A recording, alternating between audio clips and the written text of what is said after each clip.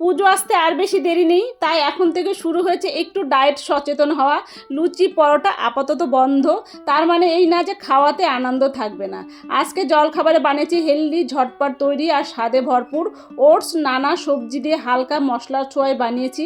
একবার বানিয়ে দেখো, রোজকার মেনুতে তোমার জায়গা পাক্কা করে নেবে। প্রথমে একটা চপারের সাহায্যে কিছু সহজে সেদ্ধ সবজি, পেঁয়াজ, ক্যাপসিকাম, বিনস এটাকে ভালো করে চপ করে নিয়েছি। এবার কড়াইয়ে শুকনো অবস্থাতে ওটসটাকে ভেজে নিলাম, কোনো তেল মশলা ছাড়া। এটাকে আমি নামিয়ে নিব। এরপরে কয়েকটা বাদাম, সেটাকেও আমি ভেজে যখন দেখবো একটু লালচে হয়ে গেছে, এটাকে আমি তুলে রেখে খুব অল্প তেল দিয়ে দিলাম কারি পাতা। কারি পাতাটা যখন সুন্দর ভাজা হয়ে গেল, একটা গন্ধ বেরিয়ে এসেছে, এখানে আমি কিছু গাজরও গ্রেট করে নিয়েছিলাম, গাজরটা দিলাম আর সেই সবজিগুলো দিয়েছি, আর দিয়েছি একটু আদা। এটাকে আমি ভালো করে ভেজে নেব। সামান্য লবণ দিয়ে ঢাকা দিয়ে ভাজবো, যেন সবজিটা খুব তাড়াতাড়ি সেদ্ধ হয় আর ভাজাটাও সুন্দর হয়। এই জন্য আমি এটাকে ঢাকা দিয়ে ভেজে নিচ্ছি। ঢাকাটা তুলে দেখি, হ্যাঁ ভালো সেদ্ধ হয়েছে, ভাজাটাও সুন্দর হয়েছে। তোমরা যদি চাও তাহলে এই সময় কিছু মশলা দিতে পারো, কিন্তু আমি খাবারটাকে আজকে সম্পূর্ণ হেলদি করার জন্য কোনো মশলাই ব্যবহার করিনি। এবার যে ওটসটা ভেজে রেখেছিলাম, সেই ওটসটা আমি দিয়ে দেবো, সবজির সঙ্গে ভালো করে মিশিয়ে নিব।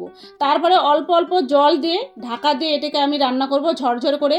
তোমরা যদি একটু নরম খেতে চাও তাহলে কিন্তু জলের পরিমাণটা বাড়িয়ে দিতে পারো। স্বাদ অনুযায়ী লবণ দিয়ে এটাকে আমি ভালো করে ভেজে নেব। যতক্ষণ না ঝরঝরে হচ্ছে সেই পর্যন্ত আমি এটাকে ভেজে নেব। জলের পরিমাণটা কিন্তু তোমরা অবশ্যই দেখে নিও।